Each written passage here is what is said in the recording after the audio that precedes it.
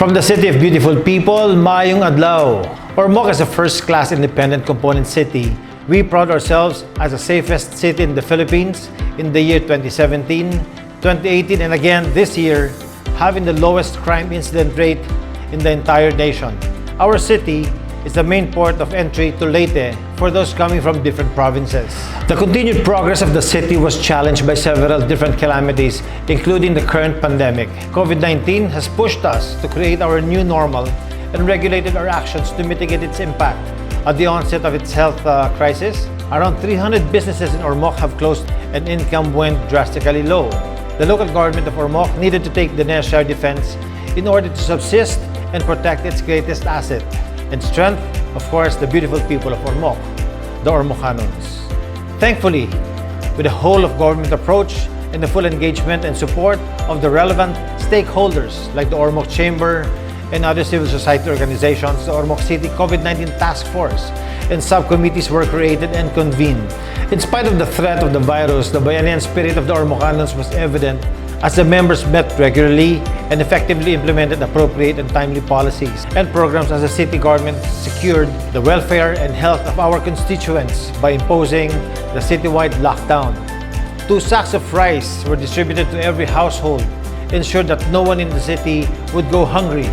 As the impact of the pandemic intensified, 2 of the city's largest chicken producers and small-scale farmers and traders asked the LGU's assistance to sell their products due to overstocking. In response, we created the Descuento Caravan and the Market on Wheels. And this was greatly appreciated by the consuming public as it subsequently decongested the city public market. In early 2021, Ormoc was one of the first 10 LGUs to procure COVID-19 vaccines. We aim to attain herd immunity by the end of this year. Several inoculation sites are identified to ensure an effective, efficient, and orderly conduct of the inoculation.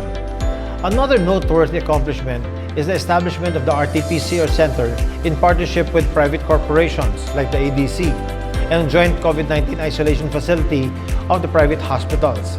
These facilities also catered to neighboring municipalities.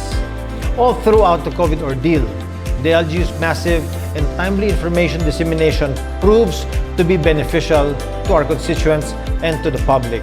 After almost 2 months of lockdown, the Border Patrol continually and gradually loosened up and Ormocanos were allowed to go out of their homes while presenting quarantine passes.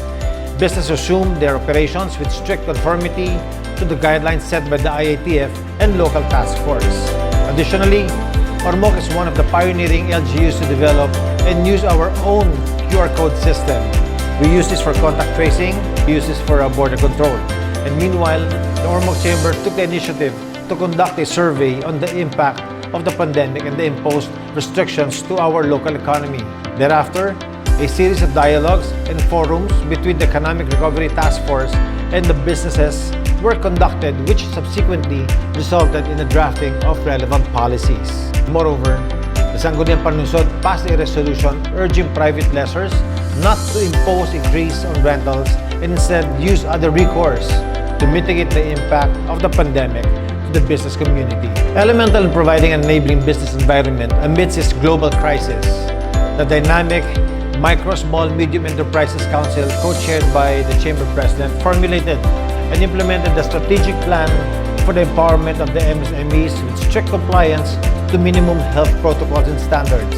Trade fairs and seminars and trainings were conducted to enhance the capacity and resiliency of the business sector. Besides, several programs and projects were initiated to upgrade the skills and competency of the labor force to increase their employability.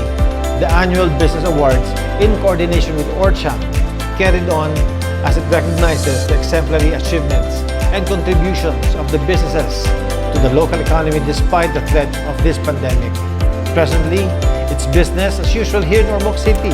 New establishments have opened, while old ones continue to thrive. We have gracefully adapted to our new normal already.